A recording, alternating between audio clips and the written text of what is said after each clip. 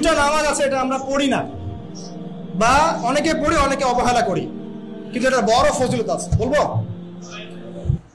বেলাল রাদিয়াল্লাহু আনহু নাম শুনেছেন? যখনই নবী সাল্লাল্লাহু আলাইহি ওয়াসাল্লাম জান্নাতে যেতেন, মানে জান্নাত আল্লাহ পাক তাকে দেখাতেন, তখনই তিনি তার বেলাল রাদিয়াল্লাহু আনহুর পায়ের শব্দ শুনতে পারতেন। বেলাল রাদিয়াল্লাহু আনহুর পায়ের শব্দ তিনি শুনতে পারতেন। আর একজন যোগ্য নেতা যিনি, তিনি তার অনুসারীর পায়ের শব্দও চিনেন। কথা বুঝতে পারছেন? আচ্ছা, গলার ভয়েসও চিনেন। তো বেলাল রাদিয়াল্লাহু আনহুকে তিনি জিজ্ঞাসা করলেন, ইয়া হে বেলাল, তুমি কি এমন আমল করো যার ফলশ্রুতিতে তুমি জান্নাতে আমার সামনে সামনে হাঁটছো? সুবহানাল্লাহ। কোন বেলাল? যিনি একজন কৃতদাস ছিলেন, নিগ্রো, কালো, দেখতে হয়তো আপনার আমার মতো সুন্দর না, তাই না? আফ্রিকান মানুষ, যাকে ওই যে রোদের মধ্যে শুয়ে পিটানো হয়েছিল, হয়নি? সেই বেলাল রাদিয়াল্লাহু আনহু।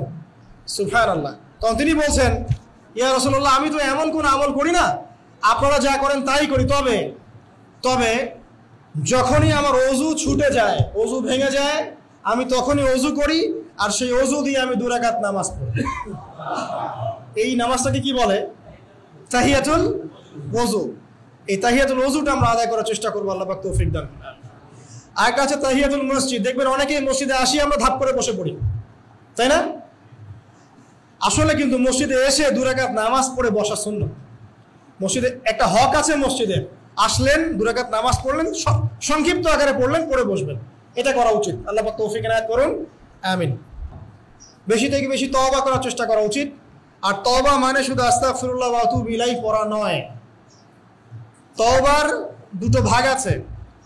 কবিরা গুনার জন্য একরকম তওবা, আর সগীরা গুনাহ এমনি এমনি মাফ হয়ে যায়। সগীরা গুনার জন্য একটা সগীরা গুনাহ হয়েছে, আপনি একটা ভালো কাজ করলেন, আগের গুনাহ মাফ। একটা গুনাহ হয়েছে, আপনি ওযু করলেন, চোখের হাতের সব গুনাহ মাফ। একটা গুনাহ হয়েছে, আপনি সদকা করলেন, গুনাহ মাফ। মানে গুনাহ মাফের অনেক সুযোগ আছে, কিন্তু কবিরা গুনাহ মাফের শর্ত আছে। শর্ত কি? 1 নাম্বার, পাক্কা নিয়াত করা যে আর কোনোদিন এই কাজটা করবো না ইনশাআল্লাহ। 2 নাম্বার, ইচ্ছা করে ওই পাপে আর লিপ্ত না হওয়া। এবং 3 নাম্বার, নিজে এই পাপের জন্য কান্নাকাটি করা, অনুতপ্ত থাকা, তাহলে ইনশাআল্লাহ মাফ হয়ে যাবে।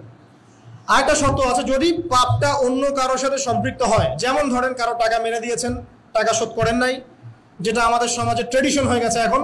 জমি মেরে দিয়েছেন, শোধ করছেন না, মান সম্মানের হানি করছেন, মিথ্যা অপবাদ দিচ্ছেন, হ্যাঁ, এক কথায় মানুষের সাথে সম্পৃক্ত হন, মানুষের ক্ষতি করেছেন আপনি, তখন কি করতে হবে? তখন ওই মানুষের কাছে গিয়ে ক্ষমা নিতে হবে।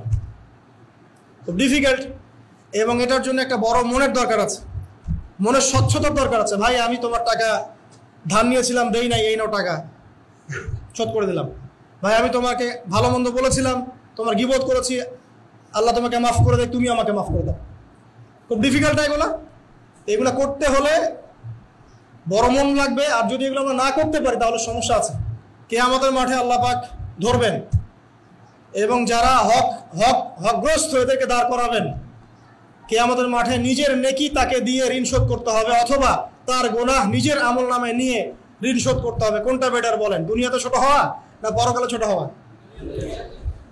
তাই আমরা সবাই সবার কাছে মাফ চেয়ে নেই যে আল্লাহ পাক আমাদের সবাইকে মাফ করে দেখ।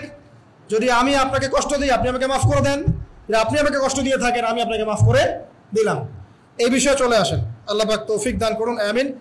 আর একটা তওবা করুন, আস্তাগফিরুল্লাহাল্লাযী লা ইলাহা ইল্লা হুয়াল হাইয়ুল কাইয়্যুম ওয়া আতুবু ইলাইহি। দিনে 70 বার বা 100 বার, দিনে 70 বার বা 100 বার। যদি না পারেন, অ্যাটলিস্ট এতটুকু বলবেন, আস্তাগফিরুল্লাহ ওয়া আতুবু ইলাইহি, আস্তাগফিরুল্লাহ ওয়া আতুবু ইলাইহি, 70 বার বা 100 বার।